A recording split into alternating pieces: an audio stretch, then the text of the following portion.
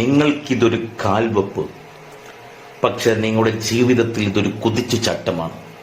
ഞാൻ ഉദ്ദേശിച്ചത് നിങ്ങളുടെ +1 സയൻസ് പഠനത്തെക്കുറിച്ച് തന്നെയാണ്.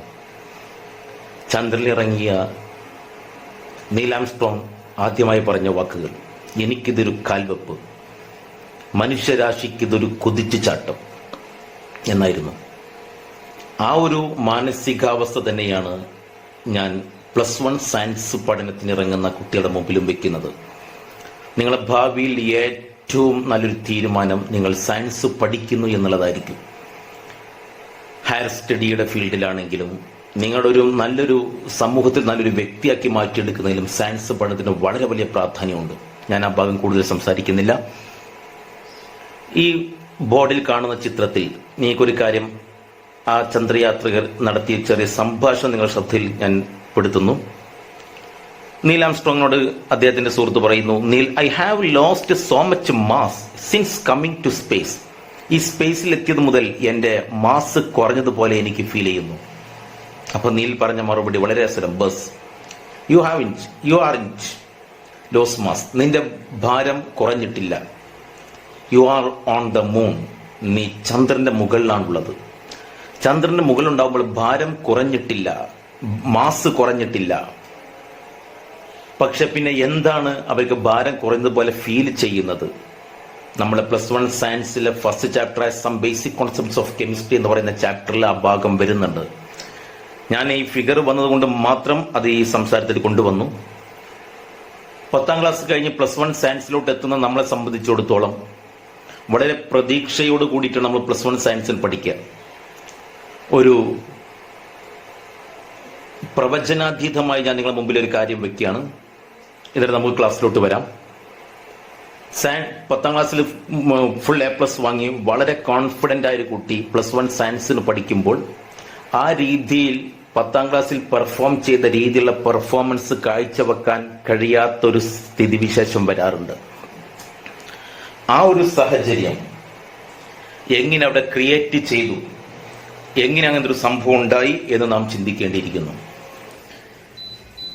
10ാം ക്ലാസ് പഠനം കഴിഞ്ഞ് +1 സയൻസിലോട്ട് ജോയിൻ ചെയ്യുമ്പോൾ അവർക്ക് ആ ഒരു ഗ്യാപ്പ് വളരെ വലിയൊരു വ്യത്യാസമായിട്ട് ഫീൽ ചെയ്യുന്നുണ്ട്. അത് നമ്മൾ പഠിച്ച് തുടങ്ങുമ്പോഴാണ് മനസ്സിലാവുക. 10ൽ അത്ര മാർക്ക് മുന്നോട്ട് കൊണ്ടുപോകാൻ കഴിയുന്നില്ല.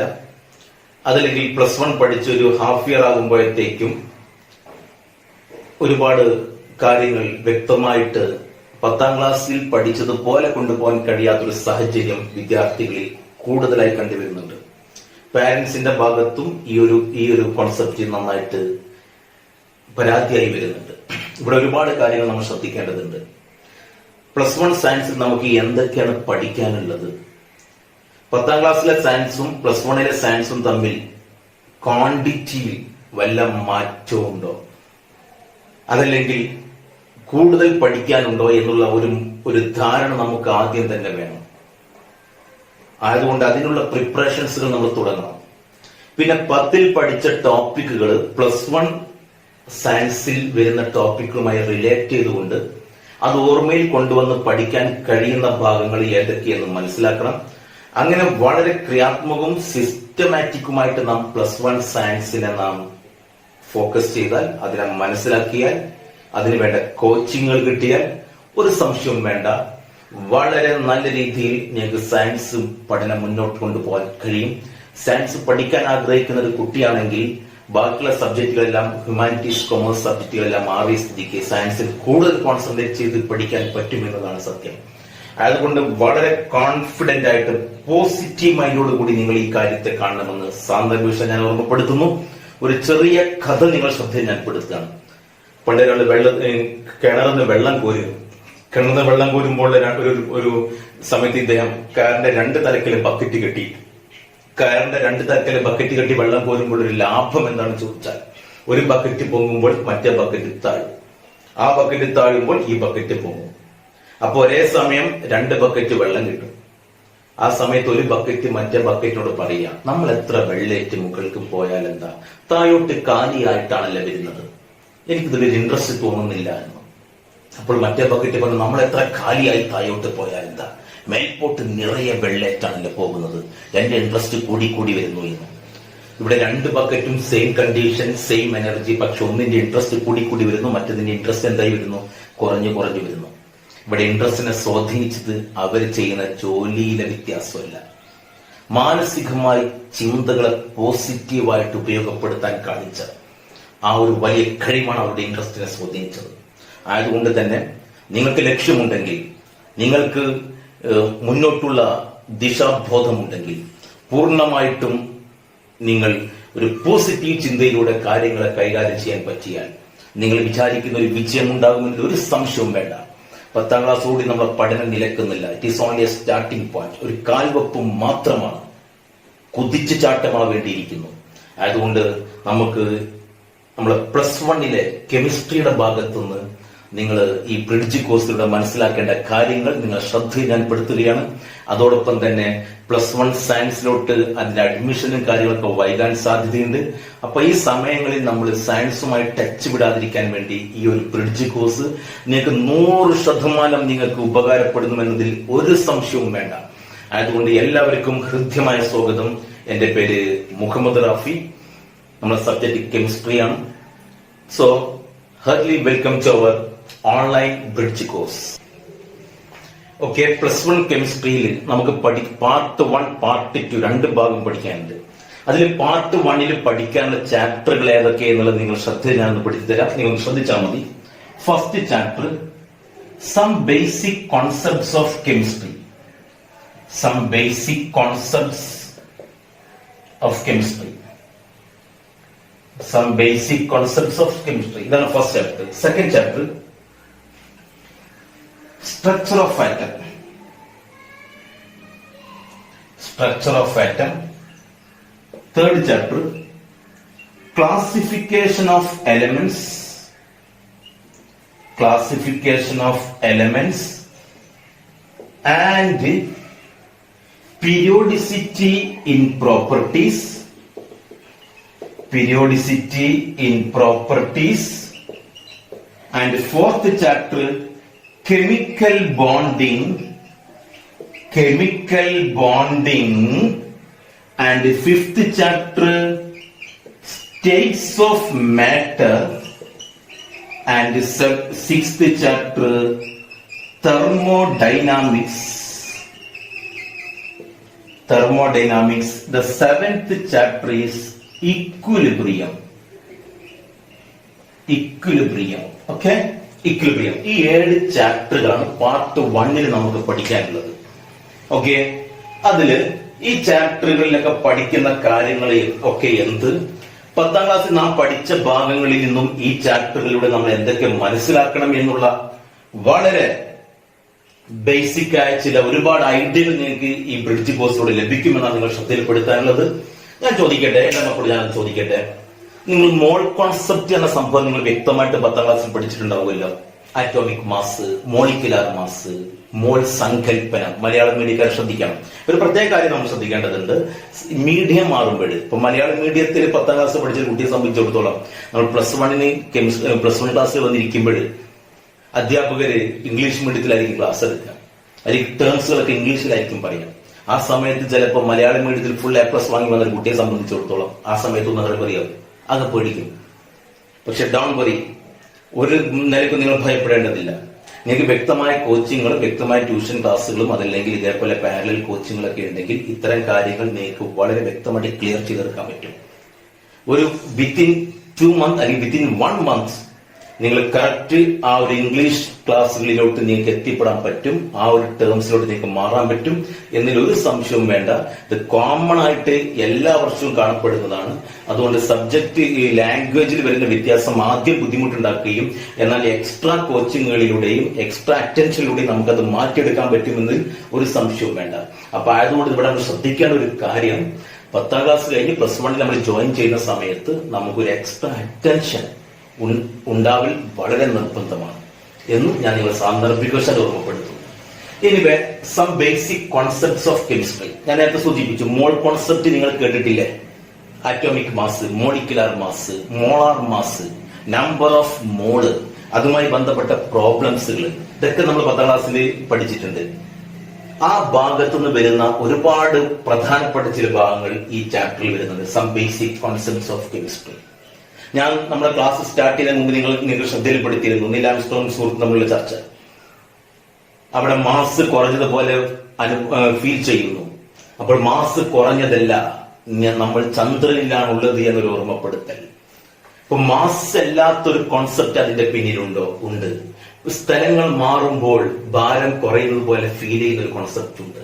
It is the weight. അതാണ് വെയിറ്റ്. ഇപ്പൊ മാസും വെയിറ്റും തമ്മിൽ വ്യത്യാസമുണ്ടോ? നമുക്കിന്ന് ചർച്ച ചെയ്യാം. വളരെ ബേസിക് ആയ കോൺസെപ്റ്റ് ആണ്. ഈ ചാപ്റ്ററിൽ വരുന്നതാണ് some basic concepts of chemistry. നമുക്കിത് ചർച്ച ചെയ്യാം. നമുക്കൊന്ന് ആ ഭാഗം ഒന്ന് വേണമെങ്കിൽ ചർച്ച ചെയ്യാം. നമുക്ക് ആ ഒരു കോൺസെപ്റ്റ് ക്ലിയർ ചെയ്യാം. ഓക്കെ, ബേസിക് കോൺസെപ്റ്റ് ആണ്. അതേപോലെ മോൾ കോൺസെപ്റ്റുകൾ ഈ ഭാഗത്ത് വരുന്നതാണ്. അതേപോലെ തന്നെ എന്റെ മകൾക്കറിയാം ഒരുപാട് യൂണിറ്റുകൾ, ഒരുപാട് പ്രോപ്പർട്ടീസുകൾ, മെഷറബിൾ പ്രോപ്പർട്ടീസുകൾ, ടെമ്പറേച്ചർ, ഊഷ്മാവ് ടെമ്പറേച്ചർ, പ്രഷർ മർദ്ദം, വോളിയം വ്യാപ്തം, ഇതിന്റെയൊക്കെ യൂണിറ്റുകൾ, ഇതിന്റെയൊക്കെ യൂണിറ്റുകൾ വ്യത്യസ്ത യൂണിറ്റുകൾ അവർ തമ്മിലുള്ള കൺവേർഷൻ, ഇത്തരം കാര്യങ്ങളൊക്കെ ബേസിക് ആയിട്ട് നമുക്ക് ആദ്യമേ ഐഡിയ ഉണ്ടെങ്കിൽ ഓരോ ചാപ്റ്ററും നിങ്ങൾക്ക് വളരെ വ്യക്തമായിട്ട് നിങ്ങൾക്ക് മനസ്സിലാക്കിയെടുക്കാൻ പറ്റും. അതൊക്കെ നമുക്ക് ഇന്ന് വേണമെങ്കിൽ ചർച്ച ചെയ്യാം ഈ ഒരു ചെറിയ വീഡിയോക്കുള്ളിൽ. നിങ്ങൾക്ക് ഒന്നും കൂടി മാനസികമായിട്ട് കോൺഫിഡൻസ് ലഭിക്കും. നിങ്ങൾ കുറച്ച് വർക്കുകൾ ഞാൻ നിങ്ങൾക്ക് തരാം.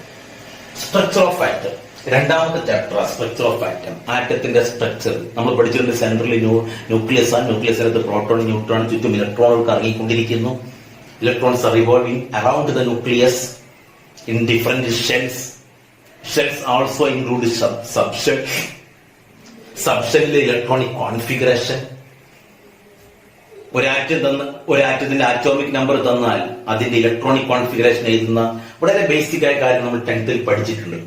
ആ പഠിച്ച കാര്യങ്ങളും അതിന്റെയൊക്കെ വളരെ ബൃഹത്തായ ഒരു ഇലാങ്ങായിട്ടുള്ള ഒരു തിയറിയാണ് സ്ട്രക്ചർ ഓഫ് ആറ്റം എന്ന് പറയുന്ന ചാപ്റ്ററിലൂടെ കടന്നു വരുന്നത്.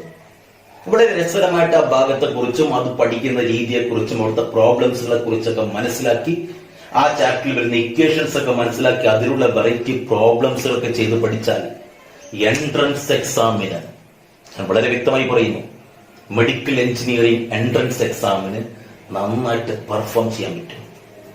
ഒരുപക്ഷെ ഡോക്ടർമാരും എഞ്ചിനീയർമാരും വ്യത്യസ്ത മെഡിക്കൽ കോഴ്സുകളും സ്വപ്നം കാണുന്ന ഒരുപാട് കുട്ടികളുണ്ട്. വെറുതെ നമ്മൾ സ്വപ്നം കണ്ടതുകൊണ്ട് മാത്രമായില്ല, സ്വപ്ന സാക്ഷാത്കാരത്തിലോട്ടായിരിക്കണം നമ്മുടെ യാത്രകൾ. ആ യാത്രയുടെ ഭാഗമെന്നോണം എല്ലാ സമയവും നമ്മൾ അതുമായി ബന്ധപ്പെട്ട ചിന്തകളിലും അതുമായി ബന്ധപ്പെട്ട പഠനങ്ങളിലായിരിക്കണം. അതിനു വേണ്ടിയിട്ട് നിങ്ങൾ ഇപ്പോൾ തന്നെ മാനസികമായി നിങ്ങൾ തയ്യാറെടുക്കണം. അതിനുവേണ്ട പഠനങ്ങൾ തുടങ്ങണം. അതിനുവേണ്ട പഠനങ്ങൾ തുടങ്ങുന്നതിന് വേണ്ട സ്റ്റാർട്ടിംഗ് പോയിന്റുകൾ, ഒരു ഇൻസ്പിരേഷൻ, എന്തൊക്കെ പഠിക്കാനുണ്ട് എന്നതിനെ കുറിച്ചുള്ള ഒരു ധാരണ, അതൊക്കെ നിങ്ങൾക്ക് ഈ ബ്രിഡ്ജ് കോഴ്സിലേക്ക് കിട്ടുമെന്നൊരു സംശയവും വേണ്ട. Structure of atom, classification of elements and periodicity properties, എലമെന്റ്സിന്റെ വർഗീകരണം, മലയാളം മീഡിയ ശ്രദ്ധിക്കുക, തരം തിരിക്കൽ, എന്നിട്ട് പീരിയോഡിക് ടേബിൾ ഉണ്ടായത് എങ്ങനെ, ഡബറിനസ് ട്രയാഡ്, ഇങ്ങനെ ഒരുപാട് കാര്യങ്ങൾ നമ്മൾ പഠിച്ചിട്ടുണ്ട്. ആ പഠിച്ച കാര്യങ്ങൾ ഒന്നും കൂടി നല്ല രീതിയിൽ ആ പീരിയോഡിക് ടേബിളിലുള്ള ഒരുപാട് പ്രോപ്പർട്ടീസുകൾ, ഇലക്ട്രോ നെഗറ്റിവിറ്റി, ഒരുപാട് പ്രോപ്പർട്ടീസുകളെ കുറിച്ചൊക്കെ, പീരിയോഡിക് പ്രോപ്പർട്ടീസുകൾ പീരീഡിൽ എങ്ങനെ, ഗ്രൂപ്പിൽ എങ്ങനെ, അത്തരം ഒരുപാട് കാര്യങ്ങൾ ഈ ചാപ്റ്ററിനകത്ത് കടന്നു വരുന്നു. കെമിക്കൽ ബോണ്ടിങ്, മലയാളം രാസബന്ധനം, അയണിക് ബോണ്ട്, കോവാലന്റ് ബോണ്ട്, സഹസംയോജക ബന്ധനം, കോവാലന്റ് ബോണ്ട്, അയോണിക ബന്ധനം, അയോണിക് ബോണ്ട്, മെറ്റാലിക് ബോണ്ട്, ബോണ്ടുകൾ ഉണ്ടാവാൻ കാരണമായിരിക്കുന്ന റീസൺസ്, അതിനെ കുറിച്ചുള്ള പഠനങ്ങൾ, വ്യത്യസ്ത ബോണ്ടുകൾ, അതോടൊപ്പം തന്നെ മോളിക്കുലാർ സ്ട്രക്ചറും ജോമെട്രി, അത് കുറച്ച് വൈഡാണ്. നമ്മൾ 10th ക്ലാസ് പഠിച്ച ഭാഗമല്ല. കെമിക്കൽ ബോണ്ടിങ്ങിന്റെ കൂടെ തന്നെ മോളിക്കുലാർ സ്ട്രക്ചറും അതിന്റെ തിയറികളും കുറച്ച് വിശാലമായിട്ട് തന്നെ പഠിക്കുന്നുണ്ട്. അപ്പൊ നാം തീരുമാനിക്കണം, നാം തയ്യാറാവണം. കൂടുതൽ പഠിക്കാനുണ്ട്. പക്ഷെ മനസ്സിലാക്കി പഠിച്ചാൽ വളരെ സിമ്പിളാണ്, ഇൻട്രസ്റ്റിംഗ് ആണ്. മാനസികമായി നാം ഉൾക്കൊണ്ടേ മതിയാകൂ കൂടുതൽ പഠിക്കാനുണ്ട് എന്നുള്ളത്. അതിനനുസരിച്ച് നാം മാറിയേ മതിയാകൂ, കോൺഫിഡന്റ് ആയാൽ മതിയാകൂ. ഇങ്ങനെ സംഭവിക്കാൻ പോകുന്ന ധാരണ ഉണ്ടായേ മതിയാകൂ. എങ്കിൽ നിങ്ങൾ ഒരിക്കലും പതകൂല, ഒരു സംശയവും വേണ്ട. അനുഭവത്തിന്റെ അടിസ്ഥാനത്തിലാണ് പറയുന്നത്. 10th ക്ലാസ് കഴിഞ്ഞ് +1 സയൻസ് എന്നൊക്കെ പ്രീഡിഗ്രി ഞാനൊക്കെ പഠിക്കുന്ന കാലത്ത് എടുത്ത് പഠിക്കാൻ വേണ്ടി പോയ സമയത്ത് 10ൽ ഇത്രയ്ക്കും പെർഫോം ചെയ്താണല്ലോ. അത്ര ഉണ്ടാവില്ലല്ലോ പ്ലസ് വൺ, കാരണം സയൻസ് മാത്രമല്ല പഠിക്കാറുള്ളത്. പക്ഷെ അടിതെറ്റി 2 മാസമായപ്പോഴത്തേക്കും മനസ്സിലായി ഇത് നമ്മളൊരു പരിധിയിൽ നമ്മൾ വിചാരിക്കും പോലെ ഡീൽ ചെയ്താൽ പോരായിരുന്നു. അതുകൊണ്ട് പിന്നെ ഞാൻ ഒരു എക്സ്റ്റേണൽ ഒരു കോഴ്സും കൂടി, ഒരു കോച്ചിങ് കൂടി എടുത്തപ്പോൾ സംഗതി ക്ലിയർ ആയി. അപ്പൊ ഇത് വളരെ സിമ്പിളാണ്, പക്ഷെ നമ്മൾ മുൻധാരണ ശരിയായിരിക്കണം. ഓക്കെ, സ്റ്റേറ്റ്സ് ഓഫ് മാറ്റർ പദാർത്ഥം, വ്യത്യസ്ത സ്റ്റേറ്റുകൾ, സോളിഡ്, ലിക്വിഡ്, ഗ്യാസ്, അതിൽ ഗ്യാഷ്യസ് സ്റ്റേറ്റും അതിന്റെ പ്രോപ്പർട്ടീസും കാര്യങ്ങളൊക്കെ. തെർമോഡൈനാമിക്സ്, എനർജി ട്രാൻസ്ഫോർമേഷനെ കുറിച്ച് പഠിക്കുന്ന ഒരു ശാസ്ത്രശാഖയാണ്. നമ്മൾ ചായ ഉണ്ടാക്കാൻ വേണ്ടി വെള്ളം ചൂടാക്കുന്നു, ആ ചൂടായ വെള്ളം മേശപ്പുറത്ത് വെച്ചാൽ തണുക്കുന്നു. അപ്പൊ ഹീറ്റ് എനർജി എവിടുന്ന് എങ്ങോട്ടൊക്കെ പോയി എന്നൊക്കെ അതിൽ ചർച്ച വരുന്നു. അങ്ങനെ കെമിക്കൽ റിയാക്ഷനിൽ ഉണ്ടാവുന്ന എനർജി ട്രാൻസ്ഫോർമേഷനുകളെ കുറിച്ചുള്ള പഠനങ്ങൾ, തെർമോഡൈനാമിക്സ്, ഇക്വിലിബ്രിയം, സന്തുലനാവസ്ഥ. കെമിക്കൽ റിയാക്ഷൻ നടക്കുമ്പോൾ റിയാക്ടന്റ് പ്രൊഡക്റ്റ് ആകും, പ്രൊഡക്റ്റ് തിരിച്ച് ഇങ്ങോട്ട് റിയാക്ടന്റ് ആവുന്ന ബാക്ക്വേർഡ് റിയാക്ഷൻ ഒക്കെ ഉണ്ടാവും. അങ്ങനെ ഇവര് സന്തുലനാവസ്ഥയിൽ എത്തിച്ചേരും. ആ ഒരു അവസ്ഥയെക്കുറിച്ച്, കെമിക്കൽ റിയാക്ഷനിൽ എങ്ങനെയൊക്കെ എന്നുള്ളതിനെ കുറിച്ചുള്ള വ്യക്തമായ പഠനങ്ങൾ ഈ ചാപ്റ്ററിനകത്ത് വരുന്നു. ഇതിലധികവും chemical states of matter, thermodynamics, equilibrium, some basic concepts, structure of atom, ഇതൊക്കെ ഇനോർഗാനിക് ചാപ്റ്ററുകളാണ്. പിന്നെ ഫിസിക്കൽ കെമിസ്ട്രി ചാപ്റ്ററുകളും ഇതിന്റെ അകത്തുണ്ട്. ഓർഗാനിക് കെമിസ്ട്രി ഇവിടെ ഇല്ല. ഇനോർഗാനിക്കും ഫിസിക്കൽ കെമിസ്ട്രിയിലെയും ചാപ്റ്ററുകളാണ് ഇതിന്റെ അകത്തുള്ളത്. ഓർഗാനിക് കെമിസ്ട്രി വളരെ ഇൻട്രസ്റ്റിംഗ് ആണ്. അതുകൊണ്ട് മാനസികമായി തയ്യാറെടുത്തോളൂ, നിങ്ങൾ സ്വപ്നം കണ്ടോളൂ. നിങ്ങൾ സ്വപ്നം കാണുന്നതിന് ഒരു അതിർവരമ്പുകളും നിങ്ങൾ നിശ്ചയിക്കേണ്ടതില്ല. നമുക്ക് ഉൾക്കൊണ്ടാൽ, നമ്മൾ മനസ്സിലാക്കിയാൽ പഠിക്കാൻ കഴിയുന്ന കോൺസെപ്റ്റുകൾ മാത്രമേ നമ്മളെ മുമ്പിലുള്ളൂ എന്ന് ഞാൻ സാന്ദർഭികവശാലും നിങ്ങൾ ഓർമ്മപ്പെടുത്തുന്നു. നമ്മൾ നേരത്തെ പറഞ്ഞല്ലോ, വെയിറ്റും മാസും തമ്മിലൊരു ഡിഫറൻസ്. ആ ഡിഫറൻസ് നിങ്ങൾ ശ്രദ്ധയിൽപ്പെടുത്തുന്നു. ഇവിടെ നോക്കൂ, 560 ന്യൂട്ടൺ മാസിന്റെ യൂണിറ്റ് ആണ്. 560 newton. My weight on earth is around. ഭൂമിയിലിരിക്കുമ്പോൾ എന്റെ ഭാരം 560 ന്യൂട്ടൺ ആണ്. എന്നാൽ my weight on the moon is around 90 newton. കണ്ടോ, വെയിറ്റ് കുറഞ്ഞു. My mass is always 56 kilogram. അപ്പൊ 560 ന്യൂട്ടൺ എന്ന് പറഞ്ഞാൽ അതിന്റെ അർത്ഥം 56 കിലോഗ്രാം. മാസ് എപ്പോഴും 56 കിലോഗ്രാം ആണ്. അപ്പൊ ഏതാ മാറിക്കൊണ്ടിരിക്കുന്നത്? വെയിറ്റിന്റെ യൂണിറ്റ് ആണ് ന്യൂട്ടൺ. അപ്പം ഈ വെയിറ്റ് ആണ് മാറിക്കൊണ്ടിരിക്കുന്നത്, പക്ഷെ മാസ് എന്ത് ചെയ്യുന്നില്ല, മാറുന്നില്ല. അപ്പോൾ മാസും വെയിറ്റും തമ്മിലുള്ള വ്യത്യാസം അവിടെ വളരെ വ്യക്തമാണ്. എന്താണ്? വെയിറ്റ് പ്ലേസ് മാറുന്നതനുസരിച്ച് വെയിറ്റ് മാറിക്കൊണ്ടിരിക്കുന്നു. അപ്പൊ എന്താണ് weight? Weight is the force by which the earth attracts towards its centre. Earth അതിന്റെ സെന്ററിലോട്ട് അട്രാക്ട് ചെയ്യാൻ ഉപയോഗിക്കുന്ന ഫോഴ്സ് ആണ് വെയിറ്റ്. അപ്പോൾ എർത്തിൽ നിന്നും നമ്മുടെ ഡിസ്റ്റൻസ് കൂടുന്നതനുസരിച്ച് വെയിറ്റിന്റെ വാല്യൂ മാറിക്കൊണ്ടിരിക്കും. എന്നാൽ mass is the quantity of matter in A body. ഒരു ബോഡിന്റെ അകത്തുള്ള ക്വാണ്ടിറ്റിയാണ് മാസ്. അപ്പോൾ മാസ് മാറുന്നില്ല, മാസ് അതിലെ ക്വാണ്ടിറ്റിയാണ്. വെയിറ്റ് എന്ന് പറയുന്നത് ആ എർത്തിന്റെ സെന്ററിലോട്ട് അനുഭവപ്പെടുന്ന ഫോഴ്സ് ആണ് വെയിറ്റ്. ഇപ്പൊ mass is a scalar quantity. Mass ഒരു സ്കെയിലാർ ക്വാണ്ടിറ്റിയാണ്. Weight is a vector quantity. Direction മാറി വെയിറ്റ് മാറും. Weight is a vector quantity. Listen here. അപ്പൊ mass of a body is constant. Mass എപ്പോഴും കോൺസ്റ്റന്റ് ആയിരിക്കും. Weight of a body varies from place to place. Place മാറുന്നതനുസരിച്ച് weight മാറിക്കൊണ്ടിരിക്കും. Mass of a moving body. അപ്പം ആ ഒരു basic ആയിട്ടുള്ള difference നിങ്ങൾ മനസ്സിലാക്കുക. അപ്പൊ ഏതാ ചേഞ്ച് ചെയ്തുകൊണ്ടിരിക്കുന്നത്? വെയിറ്റ് ആണ്. വെയിറ്റ് ചേഞ്ച് ചെയ്തുകൊണ്ടിരിക്കും, പക്ഷെ മാസ് ചേഞ്ച് ചെയ്യില്ല. Mass is the amount of substance. Mass is the quantity of matter in A body. ആ ബോഡിയുടെ അകത്തുള്ള ക്വാണ്ടിറ്റിയാണ് മാസ്. പക്ഷെ വെയിറ്റ് എർത്തിന്റെ സെന്ററിൽ അനുഭവപ്പെടുന്ന ഫോഴ്സിൽ ഉണ്ടാവുന്നതാണ് വെയിറ്റ്. അപ്പൊ weight is changes from place to place. അതുകൊണ്ടാണ് നീൽ ആംസ്ട്രോങ് മറുപടി പറഞ്ഞത്. എന്ത്? നിന്റെ മാസ് മാറിയിട്ടില്ല, you are on the moon. നീ ചന്ദ്രനിലാണുള്ളത്. വെയിറ്റിലാണ് വ്യത്യാസം വന്നിരിക്കുന്നത്. ഓക്കെ, എങ്കിൽ ഞാൻ നിങ്ങളുടെ ചെറിയൊരു സംശയം ചോദിച്ചോട്ടെ. നിങ്ങൾ ഉച്ചയ്ക്ക് എത്ര ഭക്ഷണം കഴിക്കും? ഓക്കെ, ഒരു 500 ഗ്രാം അരിയുടെ ഭക്ഷണം കഴിക്കുന്നു വിചാരിക്കാം. അത്ര കഴിക്കാൻ കഴിയില്ല, എന്നാലും ഒരു 500 ഗ്രാം അരിയുടെ ഭക്ഷണം നിങ്ങൾ വേണ്ട, ഒരു 250 ഗ്രാം അരിയുടെ ഭക്ഷണം നിങ്ങൾ ഉച്ചയ്ക്ക് കഴിക്കുന്നു വിചാരിക്കാം. ഓക്കെ, എങ്കിൽ നിങ്ങൾ ചന്ദ്രനിലെത്തിയാൽ 250 ഗ്രാം അരിയുടെ ഭക്ഷണം നിങ്ങൾക്ക് ചന്ദ്രന് കഴിക്കാൻ കഴിയോ ഇല്ലേ എന്നുള്ളതാണ് ചോദ്യം. 250ന്റെ താഴെ 2 ഓപ്ഷനാണ് അവിടെ ഉള്ളത്. നിങ്ങൾ ഭൂമിയിൽ ഇവിടെ നിൽക്കുമ്പോൾ നിങ്ങൾ 250 ഗ്രാം റൈസ് അരിയുടെ ഭക്ഷണം നിങ്ങൾ കഴിക്കുന്നു. 250 ഗ്രാം നിങ്ങൾ ഇവിടുന്ന് കഴിക്കുന്നു ഭൂമിയിൽ നിന്ന്. എങ്കിൽ my question is very interesting. ചന്ദ്രനിലായിരിക്കുമ്പോൾ എർത്തിൽ നിങ്ങൾ 250 ഗ്രാം അരിയുടെ ഭക്ഷണം കഴിക്കുന്നു. ഓക്കെ, എങ്കിൽ നിങ്ങൾ ചന്ദ്രനിലായിരിക്കുമ്പോൾ ഓപ്ഷൻ എ 250 ഗ്രാം തന്നെ നിങ്ങൾ കഴിക്കുന്നു. Option B less than 250 gram അരിയുടെ കുറഞ്ഞ അളവ് കഴിക്കുന്നു. Option C more than 250. Option D none of these. ഇതൊന്നല്ല എന്നുള്ള ഉത്തരം. എന്താണ് നിങ്ങളുടെ ആൻസർ? എന്താ? More than 250. ഈ ആൻസർ പറയാൻ ചാൻസ് ഇല്ല, കാരണം ചന്ദ്രനിൽ എത്തുമ്പോൾ കുറയുന്നതായിട്ടാണ് നിങ്ങൾ മനസ്സിലാക്കിയത്. അപ്പൊ ഏതായിരിക്കും ആൻസർ? ലെസ് ദാൻ 250 ഗ്രാം എന്നുള്ള ഉത്തരം തെറ്റാണ്. നിങ്ങൾ ചന്ദ്രന് കഴിക്കുന്നതും 250 ഗ്രാം തന്നെയായിരിക്കും. കാരണം നിങ്ങളെ വയറ് നിറയാൻ വേണ്ട ക്വാണ്ടിറ്റി എത്രയാണ്? 250 ആണ് നിങ്ങളെ വയറ് നിറയാൻ വേണ്ട ക്വാണ്ടിറ്റി. ചന്ദ്രനിൽ എത്തുമ്പോഴും നിങ്ങളെ വയറ് നിറയാൻ എത്ര തന്നെ വേണ്ടത്? 250 തന്നെയാണ്. അപ്പൊ quantity, the quantity of matter present in the body, ആ മാറ്ററിന്റെ ക്വാണ്ടിറ്റിയാണ് മാസ്. ആ ക്വാണ്ടിറ്റി നമുക്ക് 250 തന്നെ വേണം വയറ് നിറയാൻ.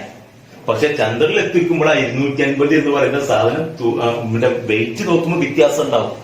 പക്ഷെ നമുക്ക് കഴിക്കാൻ 250 തന്നെ വേണമല്ലോ. 250 മാസം തന്നെ വേണം കഴിക്കാൻ, എങ്കിലേ വേറെ നിറയുള്ളൂ.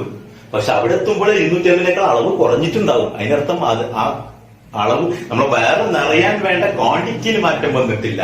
അതാണ് ക്വാണ്ടിറ്റി, മാസും വെയിറ്റും തമ്മിലുള്ള വ്യത്യാസം. പറഞ്ഞ മനസ്സിലായോ? അപ്പൊ അവിടെ എത്തുമ്പോൾ കഴിക്കുമ്പോൾ അത് തന്നെ വേണം, ആ ക്വാണ്ടിറ്റി നമുക്ക് വേണം. പക്ഷെ അതിന്റെ വെയിറ്റ് അവിടെ എത്തുമ്പോൾ കുറവായിരിക്കാം, 250 ഗ്രാം കാണിക്കൂല. അത് കരുതി നമുക്ക് 250ന്റെ താഴെ അളവെടുത്ത് കഴിച്ചാൽ വേറെ നിറയില്ല. അപ്പൊ ക്വാണ്ടിറ്റി 250 ഗ്രാം അവിടെ നമുക്ക് കഴിക്കാൻ വേണം. ഇതാണ് മാസും വെയിറ്റ് നമ്മളെ വ്യത്യാസം എന്ന് സാമൂഹിക നിങ്ങൾ ഞാൻ ഓർമ്മപ്പെടുത്താണ്. തീറ്റയുടെ കാര്യം വേഗം മനസ്സിലാവും തന്നെയാണ് ഞാൻ ഉദ്ദേശിക്കുന്നത്. ഓക്കെ, അപ്പൊ നമ്മളിപ്പോ മാസ് വെയിറ്റ് ഇതിനെ കുറിച്ചൊക്കെയാണ് ഇപ്പൊ നമ്മൾ സംസാരിച്ചു കഴിഞ്ഞത്.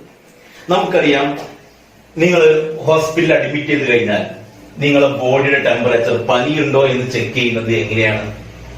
ഇപ്പൊ നിങ്ങൾ പരീക്ഷയ്ക്ക് തെർമൽ സ്കാനൊക്കെ വെച്ചിട്ട് ചെക്ക് ചെയ്തിട്ടുണ്ടാവും. ഓക്കെ, നിങ്ങൾ ഹോസ്പിറ്റലിൽ അഡ്മിറ്റ് ചെയ്യുന്ന സമയത്ത് നിങ്ങൾക്ക് പനിയുണ്ടോ ചെക്ക് ചെയ്യാൻ ഉപയോഗിക്കുന്ന ഇൻസ്ട്രുമെന്റ് ഏതാണ്? തെർമോമീറ്റർ ആണ്. ഗുഡ്. തെർമോമീറ്ററിന്റെ ഫിഗർ ഞാൻ കാണിച്ചുതരാം ഈ ഒരു കോൺസെപ്റ്റ് എക്സ്പ്ലെയിൻ ചെയ്തതിനു ശേഷം. തെർമോമീറ്ററിൽ നമ്മൾ ഉപയോഗിക്കുന്ന സ്കെയിലുകൾ, കെൽവിൻ സ്കെയില് കേട്ടിട്ടുണ്ടാവും. കെൽവിൻ സ്കെയിൽ ഇതൊക്കെ ജസ്റ്റ് അറിഞ്ഞിട്ട് നിങ്ങൾ +2 +1 ജോയിൻ ചെയ്യാൻ തന്നെ പാടുള്ളൂ. എന്നാൽ സാന്ദർഭികത ഓർമ്മപ്പെടുത്തുകയാണ്. Kelvin scale, degree Celsius scale ഉണ്ട്, ഡിഗ്രി ഫാരൻഹീറ്റ് സ്കെയിൽ ഉണ്ട്. ഓർത്ത് വെച്ചോ. ഇപ്പം കുറച്ച് കാര്യങ്ങൾ നമ്മൾ പുതുതായിട്ട് പഠിക്കാം.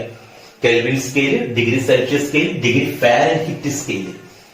Kelvin scale, degree Celsius, degree Fahrenheit, ഇവർ തമ്മിലുള്ള ബന്ധം എന്ത് എന്നുള്ളത് ഞാൻ നിങ്ങൾ ശ്രദ്ധയിൽപ്പെടുത്തുന്നു. എന്നെങ്കിൽ ഈ സ്കെയിലിൽ തമ്മിലുള്ള കറക്റ്റ് റിലേഷൻ ഞാൻ നിങ്ങൾക്ക് സ്ലൈഡ് ഇട്ട് കാണിച്ചുതരാം. ഇവർ തമ്മിലുള്ള relation degree Celsius, degree Fahrenheit, kelvin scale. ഇനി എന്റെ ചോദ്യം, വെള്ളം തിളയ്ക്കാൻ എത്ര ഡിഗ്രി സെൽഷ്യസ് വേണം? നമ്മളെ പ്യുവർ വാട്ടർ വെള്ളം തിളയ്ക്കാൻ എത്ര ഡിഗ്രി സെൽഷ്യസ് വേണം? യെസ് പറഞ്ഞു, 100 ഡിഗ്രി സെൽഷ്യസ് വേണം. ഗുഡ്. 100 ഡിഗ്രി സെൽഷ്യസ് ആയി വെള്ളം തിളക്കും എന്ന് നിങ്ങൾ കേട്ടിട്ടുണ്ട്. ഗുഡ്. 100 ഡിഗ്രി സെൽഷ്യസ് വേണം. വെള്ളം ഐസാവാനോ? Yes, 0 degree Celsius. 0 degree Celsius. അപ്പം വെള്ളം തിളക്കാൻ 100 ഡിഗ്രി സെൽഷ്യസ് എന്ന് പറയുമ്പോൾ വെള്ളം തിളക്കാൻ എത്ര കെൽവിൻ ടെമ്പറേച്ചർ വേണമെന്ന് ചോദിച്ചാൽ 100 കെൽവിൻ എന്നുള്ള ഉത്തരം തെറ്റാണ്. അതിനർത്ഥം ഡിഗ്രി സെൽഷ്യസും കെൽവിനും തമ്മിൽ വാല്യൂ വ്യത്യാസം എന്നല്ല, അവ തമ്മിൽ ചേഞ്ച് ചെയ്യുമ്പോൾ ശ്രദ്ധിക്കണം. വെള്ളം തിളക്കാൻ 100 ഡിഗ്രി സെൽഷ്യസ് ആണെങ്കിൽ അത് എത്ര കെൽവിനാന്ന് ചോദിച്ചാൽ അത് 373 കെൽവിനാണ്. 100 ഡിഗ്രി സെൽഷ്യസ് 373 കെൽവിനാണ്. ആ 0 ഡിഗ്രി സെൽഷ്യസ് അപ്പൊ എത്രയായിരിക്കും? 0 ഡിഗ്രി സെൽഷ്യസ് ഒന്ന് പറഞ്ഞു നോക്കിയേ. 0 ഡിഗ്രി സെൽഷ്യസ് എത്രയായിരിക്കും? യെസ്, 273 കെൽവിനാണ്. അപ്പൊ ഡിഗ്രി സെൽഷ്യസും കെൽവിനും തമ്മിലുള്ള ഒരു ചെറിയ ബന്ധം നിങ്ങൾക്ക് മനസ്സിലായിട്ടുണ്ടാവും. കെൽവിൻ എന്ന് പറയുന്നത് ഡിഗ്രി സെൽഷ്യസിനേക്കാളും 273 അധികം ആഡ് ചെയ്തതാണ്. ക്ലിയർ ആണോ? ഈ ഒരു ഭാഗം നിങ്ങൾ നിർബന്ധമായിട്ട് ഇപ്പൊ നോട്ട് ചെയ്ത് വെക്കണം. അപ്പൊ നിങ്ങൾ നോട്ട്ബുക്കിൽ നിങ്ങൾ ചാപ്റ്ററിന്റെ ഹെഡിങ് എന്ത് ചെയ്താൽ some basic concepts in chemistry ഇതാണ്. Some basic concepts in chemistry എന്ന ഹെഡിങ് എഴുതുക. Some basic concepts of chemistry, some basic concepts of chemistry എന്ന ഹെഡിങ് എഴുതുക. എന്നിട്ട് ആദ്യം നിങ്ങൾ എഴുതേണ്ടത് difference between mass and weight. മാസും വെയിറ്റും തമ്മിലുള്ള ഡിഫറൻസ് രണ്ട് കോളാക്കിയിട്ട് ജസ്റ്റ് മനസ്സിലാക്കിയിട്ട് ആ വീഡിയോ അവിടെ പോസ് ചെയ്ത് എഴുതണം. ഇനി പിന്നെ നിങ്ങൾ സബ്ഹെഡിങ് ടെമ്പറേച്ചർ എഴുതുക. Temperature, okay, temperature. എന്നിട്ട് ഇവർ തമ്മിലുള്ള റിലേഷൻസ് ഒക്കെ നോട്ട് ചെയ്ത് വെക്കുക. ഇതൊക്കെ നിങ്ങൾ നിർബന്ധമായിട്ട് പഠിക്കണം പോകുന്നതിന് മുമ്പ്. Temperature kelvin is equal to, അപ്പൊ നിങ്ങൾ ഡിഫറെന്റ് സ്കെയിലുകൾ എഴുതുക. Different scales are degree Celsius scale, kelvin scale, degree Fahrenheit scale. അറിയാത്തവർ എഴുതി വെച്ചോ. Fahrenheit scale, degree Fahrenheit scale. Okay, kelvin degree Celsius, kelvin degree Fahrenheit. ഇനി നമുക്ക് ഓരോന്നും തമ്മിലുള്ള ഡിഫറൻസ് ബന്ധം കാണാം. ഇത് എഴുതി വെച്ച് kelvin is equal degree Celsius plus 273. പറഞ്ഞ kelvin is equal to degree Celsius plus 273. Kelvin equal to degree Celsius plus 273. Okay, അപ്പൊ degree Celsius is equal to എന്തായിരിക്കും? Kelvin minus 273. Degree Celsius is equal to kelvin minus 273. മറക്കണ്ട, ഏത് ഒന്ന് പഠിച്ചാൽ മതി, മറ്റേ കിട്ടിക്കോളൂ. Kelvin is degree Celsius plus 273. അപ്പൊ ഇനി തെറ്റൂലല്ലോ. 0 ഡിഗ്രി സെൽഷ്യസ് എത്ര കെൽവിനാ? 0 plus 273, 373 kelvin. 0 degree Celsius, sorry, 100 degree Celsius 100 plus 273, 373 kelvin. 0 degree Celsius 0 plus 273, 273 kelvin. അപ്പൊ kelvin equal to degree Celsius plus 273. Kelvin equal degree Celsius plus 273. Okay, ഇനി degree സെൽഷ്യസും degree ഫാരൻഹീറ്റും തമ്മിലുള്ള ബന്ധം. Degree Celsius is equal to 5/9 into degree Fahrenheit minus 32. Degree Celsius is equal to 5/9 into degree Fahrenheit minus 32. Degree Fahrenheit minus 30. Equation ബോക്സിന്റെ അകത്താക്കാൻ ഇത് നിങ്ങൾ പഠിക്കണം, നിർബന്ധം പഠിക്കണം. Degree Celsius is equal to 5/9 into degree Fahrenheit minus 32.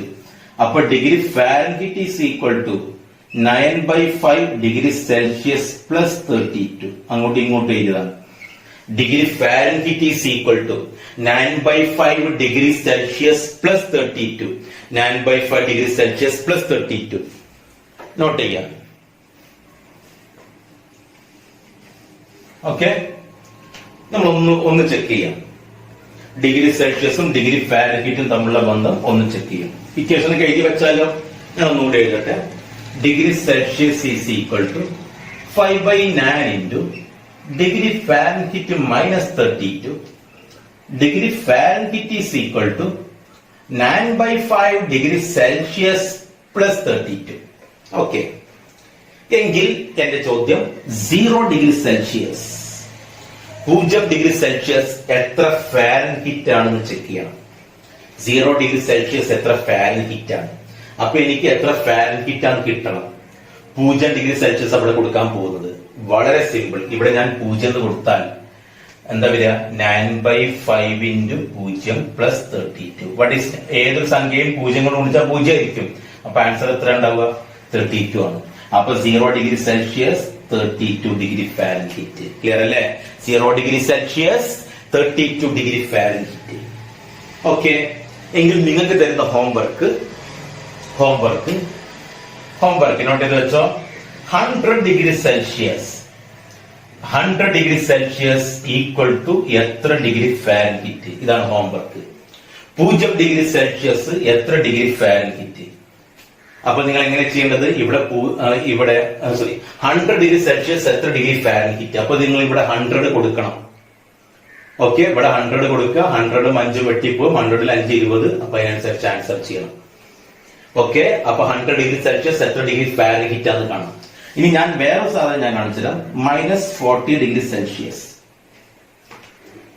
40 degree Celsius -40 degree Celsius എത്ര degree Fahrenheit ആണെന്ന് ഞാൻ ചോദിച്ചാൽ മൈനസ് 40 ഡിഗ്രി സെൽഷ്യസ് എത്ര ഡിഗ്രി ഫാരൻഹീറ്റ്? ഞാൻ ചെക്ക് ചെയ്യാൻ പോവാണ്.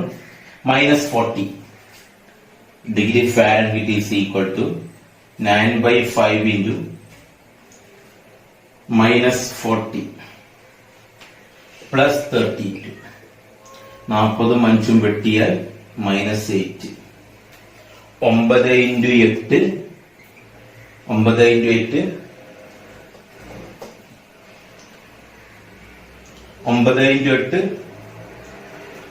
Minus 72 plus 32. Minus 72 plus 32 is equal to minus 40. Minus 40 degree Celsius minus 40 degree Fahrenheit. അങ്ങനത്തെ ഒരു പോയിന്റ് അവിടെ ഉള്ളൂ. Minus 40 degree Celsius minus 40 degree Fahrenheit. Minus 40 degree Celsius minus 40 degree Fahrenheit ആണ്. Clear? അപ്പൊ നിങ്ങൾക്ക് ഹോംവർക്ക് എന്താ? 100 ഡിഗ്രി സെൽഷ്യസ് എത്ര Fahrenheit ആണെന്ന് കാണാം. അപ്പൊ ഈ ബ്രിഡ്ജ് കോഴ്സിലൂടെ നമുക്ക് ഫാരൻഹീറ്റും ഡിഗ്രി സെൽഷ്യസും തമ്മിലുള്ള റിലേഷൻ കിട്ടി. ഇത് നമുക്ക് ഫസ്റ്റ് ചാപ്റ്ററിൽ വളരെ അത്യാവശ്യമാണ്. എൻട്രൻസ് ക്വസ്റ്റ്യനിൽ ഇത് ചോദിക്കാറുണ്ട്. അപ്പൊ ഈ ഒരു ഐഡിയ നിങ്ങൾക്ക് കിട്ടി.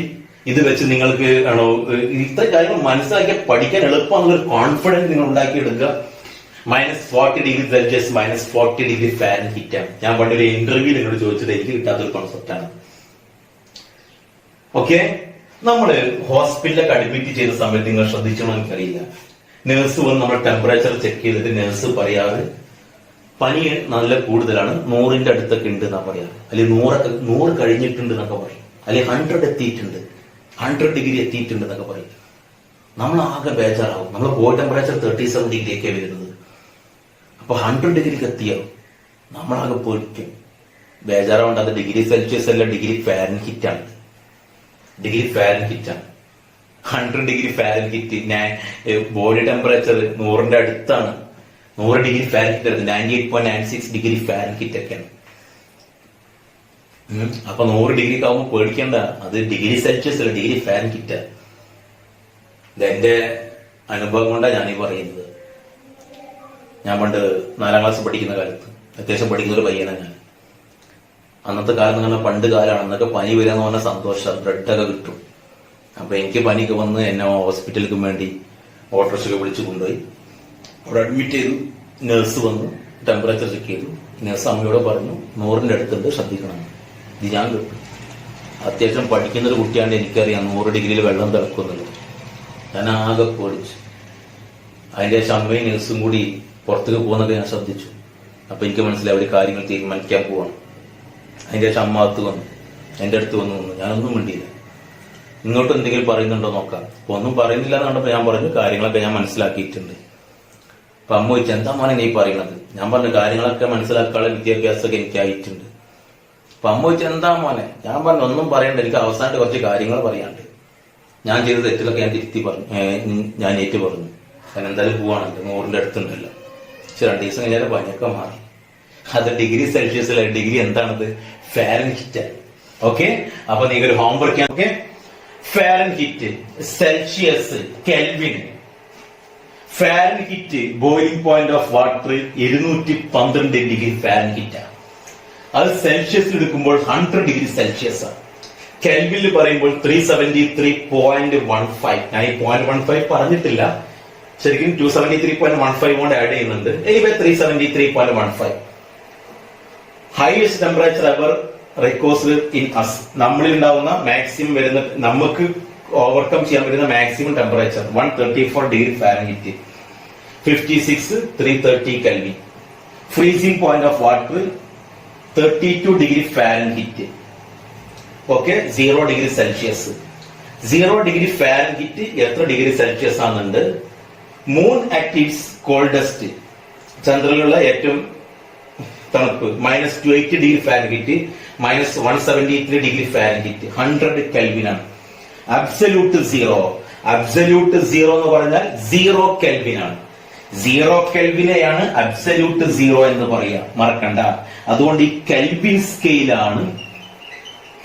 സ്കെയിലിനെയാണ് നമ്മൾ അബ്സല്യൂട്ട് സ്കെയിൽ എന്ന് പറയുന്നത്. കെൽവിൻ സ്കെയിലാണ് അബ്സല്യൂട്ട് സ്കെയിൽ. അതുകൊണ്ടാണ് അബ്സല്യൂട്ട് 0 കെൽവിൻ ആയത്. കെൽവിൻ സ്കെയിൽ, അബ്സല്യൂട്ട് സ്കെയിൽ അഥവാ -273°C അഥവാ -460°F. ഈ സംഭവം നിങ്ങളൊന്ന് പോസ് നോക്കിയിട്ട് വരച്ചു വെക്കുക. ഒരുപാട് ഐഡിയകൾ നിങ്ങൾക്ക് അതിന്റെ അകത്ത് നിന്ന് കിട്ടും. ബോർഡിൽ കാണാം, നിങ്ങൾക്ക് തെർമോമീറ്റർ നിങ്ങൾക്ക് ബോർഡിൽ കാണാം. സ്റ്റുഡൻസ്, നിങ്ങൾക്ക് ബോർഡിൽ കൺവേർട്ടിംഗ് ലെങ്ത് യൂണിറ്റ്സുകൾ കാണാം. നിർബന്ധമായിട്ട് മനസ്സിലാക്കേണ്ടത്, തെറ്റാതിരിക്കേണ്ടതുമായ കാര്യങ്ങൾ. കിലോമീറ്റർ, മീറ്റർ എന്ന് പറയുമ്പോൾ 1 കിലോമീറ്റർ എന്ന് പറയുന്നത് 1000 മീറ്റർ ആണ്. 1 കിലോമീറ്റർ 1000 മീറ്റർ. കിലോമീറ്റർ മീറ്റർ ആവാൻ ഇൻറ്റു 1000. 1 മീറ്റർ എന്ന് പറയുന്നത് 100 സെന്റിമീറ്റർ ആണ്. 1 മില്ലിമീറ്റർ എന്ന് പറയുന്നത് 10 മില്ലിമീറ്റർ ആണ്. 1 സെന്റിമീറ്റർ. സെന്റിമീറ്റർ 10 മില്ലിമീറ്റർ ആണ്. ആയതുകൊണ്ട് കിലോമീറ്റർ മീറ്റർ ആവാൻ 1000 കൊണ്ട് ഗുണിക്കണം. മീറ്റർ സെന്റിമീറ്റർ ആവാൻ 100 കൊണ്ട് ഗുണിക്കണം. സെന്റിമീറ്റർ മില്ലിമീറ്റർ ആവാൻ 10 കൊണ്ട് ഗുണിക്കണം. തിരിച്ച് ഇങ്ങോട്ട് വരുമ്പോൾ മില്ലിമീറ്റർ സെന്റിമീറ്റർ ആവാൻ 10 കൊണ്ട് ഹരിക്കണം. സെന്റിമീറ്റർ മീറ്റർ ആവാൻ 100 കൊണ്ട് ഹരിക്കണം. മീറ്റർ കിലോമീറ്റർ ആവാൻ 1000 കൊണ്ട് ഹരിക്കണം. ഓക്കെ, അപ്പൊ നമുക്ക് മനസ്സിലായി. കിലോമീറ്റർ മീറ്റർ ആവാൻ 1000 കൊണ്ട് ഗുണിക്കണം. 5 kilometre 5 × 1000 metre. 3 metre 3 × 100 centimetre. 9 centimetre 9 × 10 millimetre. Okay, and 1500 metre എത്ര കിലോമീറ്റർ? 1500/1000. 1500 1000 കൊണ്ട് ഹരിക്കുമ്പോൾ 3 പോയിന്റ് ബാക്കോട്ട് കുത്തുക. 1.5. 450 എത്ര മീറ്റർ? 4.5. 100 കൊണ്ട് ഹരിക്കണം. ഈ ഭാഗം ഒന്ന് നോട്ട് ചെയ്യാം, എന്നിട്ട് നമുക്ക് ചർച്ച ചെയ്യാം. എന്ന് പറയുന്നത് 1000 മീറ്റർ. ക്ലിയർ? മീറ്റർ എന്ന് പറയുന്നത് 100 സെന്റിമീറ്റർ ആണ്. സെന്റിമീറ്റർ എന്ന് പറയുന്നത് 10 മില്ലിമീറ്റർ ആണ്. അപ്പൊ ഇനി എന്ത് നമുക്ക് മാറ്റാം? അപ്പൊ തിരിച്ചിങ്ങോട്ട് പറയുമ്പോൾ ഹരിക്കണം. മീറ്റർ എന്ന് പറയുന്നത് കിലോമീറ്റർ/1000 ആണ്. സെന്റിമീറ്റർ എന്ന് പറയുന്നത് മീറ്റർ/100 ആണ്. മില്ലിമീറ്റർ എന്ന് പറയുന്നത് സെന്റിമീറ്റർ/10 ആണ്. ക്ലിയർ ആണല്ലോ? അപ്പം 4 കിലോമീറ്റർ എത്ര മീറ്റർ ആണ്? 4 × 1000. 4000. 1000 എന്ന് എഴുതുന്നതിന് പകരം 1000ൽ എത്ര 0 ഉണ്ടോ നോക്കുക. അപ്പം അത് 10ന്റെ പവർ ആക്കി കൊടുത്താൽ മതി. 4 × 10⁻². ഓക്കെ, ഈ 100ന് പകരം 10⁻² എഴുതാം. ഓക്കെ, അപ്പം അപ്പൊ ഏത് കാൽക്കുലേഷനും ഈ മീറ്ററും മില്ലിമീറ്ററും സെന്റിമീറ്ററും മാറരുത്. 1 kilometre 1000 metre, 1 metre 100 centimetre, 1 centimetre 10 millimetre. ഇതേപോലെ വെയിറ്റ്, അപ്പൊ അത് നിങ്ങൾ നോട്ട് ചെയ്ത് വെച്ചിട്ടുണ്ടാവുമെന്ന് വിചാരിക്കുന്നു. വെയിറ്റും ഇങ്ങനെ തന്നെയാണ്. കിലോഗ്രാം എന്ന് പറയുന്നത് 1000 ഗ്രാം അഥവാ 1000 നമ്മൾ എന്ത് ചെയ്യാൻ മതി? 10⁻3. 10⁻3 എന്ന് പറഞ്ഞാൽ 1000 ആണ്. അപ്പൊ 1 കിലോഗ്രാം എന്ന് പറയുന്നത് 1000 ഗ്രാം ആണ്. 1 കിലോഗ്രാം എത്ര ഗ്രാം ആണ്? 1000 ഗ്രാം ആണ്. അപ്പൊ ഞാൻ ചോദിക്കട്ടെ, 1000 ഗ്രാം ആണ്. അപ്പം 1 ഗ്രാം എന്ന് പറയുന്നത് കിലോഗ്രാം/1000. 1 ഗ്രാം എന്ന് പറയുന്നത് 1/1000 കിലോഗ്രാം ആണ്. 1/1000 കിലോഗ്രാം ആണ് എന്ന് പറഞ്ഞാൽ 10⁻³ 1000 കൊണ്ട് ഹരിക്കുമ്പോൾ 10⁻³ കിലോഗ്രാം ആണ്. 1 ഗ്രാം എന്ന് പറയുന്നത് 10⁻³ കിലോഗ്രാം ആണ്. ഈ പോയിന്റ് നോട്ട് ചെയ്ത് വെക്കുക. Gram is equal to 10⁻³ kilogram. Kilogram equal to 10⁻³ gram. 10⁻³ gram. Gram equal to 10⁻³ kilogram. 10⁻³ kilogram. Okay, ഇപ്പൊ നമ്മൾ വെയിറ്റിന്റെയും അതേപോലെ ലെങ്തിന്റെയും യൂണിറ്റുകളൊക്കെയാണ് നിങ്ങളുടെ ശ്രദ്ധയിൽ ഞാൻ പെടുത്തിയിരിക്കുന്നത്. ഇതേപോലെ വോളിയത്തിന്റെ മലയാളം വ്യാപ്തം എന്നാണ്. അതിന്റെ യൂണിറ്റുകളും ശ്രദ്ധയിൽപ്പെടുത്തിയിട്ട് നമുക്ക് ജസ്റ്റ് ഇന്നത്തെ ക്ലാസ് ഇവിടെ ക്ലോസ് ചെയ്യാം. അടുത്ത ക്ലാസ്സുകളിൽ പ്രഷറിന്റെ യൂണിറ്റുകളും അതിന്റെ മെഷർമെന്റും അതേപോലെ മോൾ കോൺസെപ്റ്റുകളൊക്കെ ഒരു വീഡിയോയിൽ കൂടി ചാപ്റ്റർ നമുക്ക് ഉൾപ്പെടുത്താം. ഓക്കെ, ഇന്ന് വളരെ ബേസിക് ആയ കാര്യങ്ങൾ മാത്രമേ ഞാൻ പറഞ്ഞിട്ടുള്ളൂ. വോളിയത്തിന് നമ്മൾ റെപ്രസെന്റ് ലെറ്റർ V ആണ്. ടെമ്പറേച്ചറിന് റെപ്രസെന്റ് ലെറ്റർ T ആയിരുന്നു. അതിന്റെ യൂണിറ്റുകൾ നമ്മൾ പറഞ്ഞു കഴിഞ്ഞു. വോളിയം എന്ന് പറഞ്ഞു കഴിഞ്ഞാൽ ഇതിപ്പോ എന്താ നിങ്ങൾ കാണുന്നത്? ഒരു സ്ക്വയർ അല്ലേ? ഈ സ്ക്വയറിന് നമ്മളിപ്പം ഈ ബോർഡിന് വോളിയം പറയില്ല.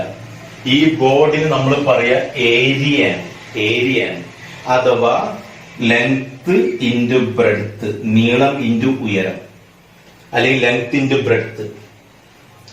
അതാണ് ലെങ്ത് ഇൻറ്റു ഹൈറ്റ്, അങ്ങനെ പറയാം, ലെങ്ത് ഇൻറ്റു ഹൈറ്റ്. അതാണ് ഇതിന്റെ ഏരിയ. അപ്പൊ അതിന് ഏരിയ ഉണ്ടാവുക. എന്നാൽ ഇതൊരു പെട്ടിയാണെങ്കിൽ, ഇതേപോലത്തെ ഒരു ക്യൂബ് പോലത്തെ പെട്ടിയാണെങ്കിൽ അതിന്റെ അകത്ത് മൊത്തം എത്ര കൊള്ളും എന്നറിയാൻ ലെങ്ത്തും ഈ ഹൈറ്റും ഈ ബ്രെഡ്ത്തും നമ്മൾ നോക്കണം. അപ്പൊ എന്താവും? അപ്പൊ പിന്നെ ഇതിന് ഏരിയ അല്ല ഉണ്ടാവുക, ഇത് നമ്മൾ എന്താ പറയാറ്? വോളിയാണ്. ഓക്കെ. ഇപ്പൊ ഏതുപോലെ നമ്മൾ ലോറിയിൽ നിന്നൊക്കെ കല്ല് ഇറക്കി വെച്ചാൽ എത്ര കല്ല് കൂട്ടിയിട്ടുണ്ടെന്ന് അറിയണമെങ്കിൽ, എത്ര കല്ല് കറക്റ്റ് വെച്ചിട്ടുണ്ടെന്ന് അറിയണമെങ്കിൽ ഇങ്ങോട്ടുള്ള കല്ലിന്റെ എണ്ണവും ഇങ്ങോട്ടുള്ള കല്ലിന്റെ എണ്ണവും ഇങ്ങോട്ടുള്ള കല്ലിന്റെ എണ്ണവും തമ്മിൽ ഗുണിച്ചാൽ മതി. അപ്പൊ അതിന്റെ ഉള്ളിൽ മൊത്തം എത്ര കല്ലുണ്ടെന്ന് കിട്ടും. അതാണ് വോളിയം. ഓക്കെ. വോളിയത്തിന്റെ യൂണിറ്റുകൾ, വോളിയത്തിന്റെ യൂണിറ്റ് എന്ന് പറയുമ്പോൾ നമുക്ക് മനസ്സിലായി, length into breadth into height ആണല്ലോ വോളിയം വരുന്നത്. ലെങ്ത്തും മീറ്റർ ആണ്, ബ്രെഡ്ത്തും മീറ്റർ ആണ്, ഹൈറ്റും മീറ്റർ ആണ്. അപ്പൊ metre into metre into metre. അപ്പൊ വോളിയത്തിന്റെ ഒരു യൂണിറ്റ് മീറ്റർ ക്യൂബ് ആണ്. ഗുഡ്. വോളിയത്തിന്റെ വേറെ യൂണിറ്റ് സെന്റിമീറ്റർ ക്യൂബ് ആണ്. ഗുഡ്. വോളിയത്തിന്റെ വേറെ യൂണിറ്റ് ഉണ്ട് ലിറ്റർ. നമ്മൾ ലിറ്ററിൽ വോളിയം പറയാറുണ്ട്.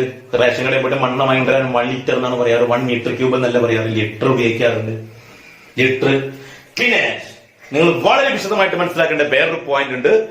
വോളിയത്തിന്റെ ഒരു യൂണിറ്റ് ആണ് DM ക്യൂബ്, ഡെസിമീറ്റർ ക്യൂബ്. വോളിയത്തിന്റെ യൂണിറ്റ് ആണ് DM ക്യൂബ്, ഡെസിമീറ്റർ ക്യൂബ്. അപ്പൊ metre cube, centimetre cube, litre, decimetre cube, decimetre cube. ഇവർ തമ്മിലുള്ള റിലേഷൻ നിർബന്ധമായിട്ട് നിങ്ങൾ പഠിക്കണം, നോട്ട് ചെയ്ത് വെക്കണം, പഠിക്കണം. ഞാൻ നിങ്ങൾക്ക് ഹോംവർക്കുകൾ തരാൻ പോവാണ്. ഓക്കെ. ശ്രദ്ധിച്ചോ.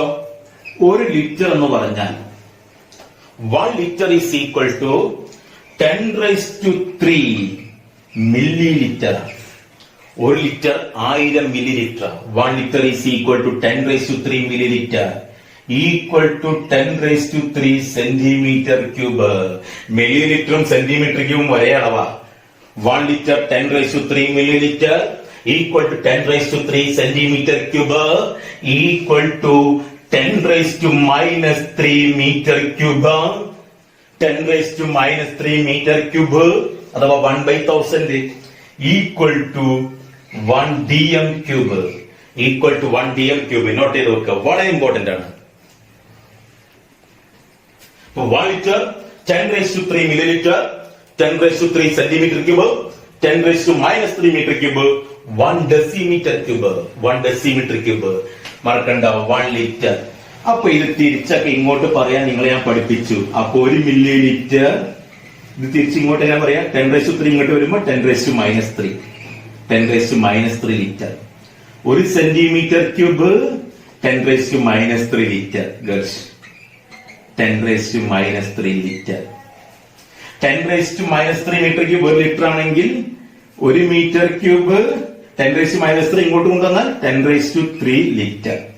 1 metre cube 10⁻³ litre. 1 litre 1 decimetre cube. അപ്പൊ 1 ഡെസിമീറ്റർ ക്യൂബ് 1 ലിറ്റർ തന്നെ. ലിറ്ററും ഡെസിമീറ്റർ ക്യൂബും ഒരേ അളവാ. ലിറ്ററും ഡെസിമീറ്റർ ക്യൂബും ഒരേ അളവാ. നിങ്ങൾ ഇനി വേണമെങ്കിൽ ഇത് മനസ്സിലാക്കിയ സ്ഥിതിക്ക് ലിറ്ററും ഡെസിമീറ്റർ ക്യൂബ് ഒന്നാണ് ആദ്യം സ്ഥിതിക്ക് ഈ പഠിച്ച കാര്യങ്ങൾക്ക് ജീവിതത്തിൽ പ്രയോഗിക്കുന്നതിന്റെ ഭാഗമെന്നോണം. വീട്ടിൽ നിന്ന് കടയിൽ പോയിട്ട് എന്ത് ഈ സാധനം വാങ്ങിട്ട് വെളിച്ചെണ്ണൊക്കെ വാങ്ങിട്ട് പറഞ്ഞാൽ ബാസ്കറ്റിന്റെ കടയിൽ പോയിട്ട് ബാസ്കറ്റിനെ ഒന്ന് ഞെട്ടിപ്പിക്കുക. 1 ഡെസിമീറ്റർ ക്യൂബ് വെളിച്ചെണ്ണ ബാസ്കറ്റ് 1 ഡെസിമീറ്റർ ക്യൂബ് അത്ര തന്നെയാണ്, 1 ലിറ്റർ തന്നെയാണ്. 1 ലിറ്റർ 1 ഡെസിമീറ്റർ ക്യൂബ്. മറക്കണ്ട, ലിറ്ററും ഡെസിമീറ്റർ ക്യൂബ് ഒരേ അളവാ. 1 litre 1 decimetre cube. 10⁻³ millilitre, 10⁻³ centimetre. അപ്പൊ 10⁻³ മില്ലി ലിറ്ററും 10⁻³ സെന്റിമീറ്റർ ക്യൂബ് വന്ന. ഓക്കെ.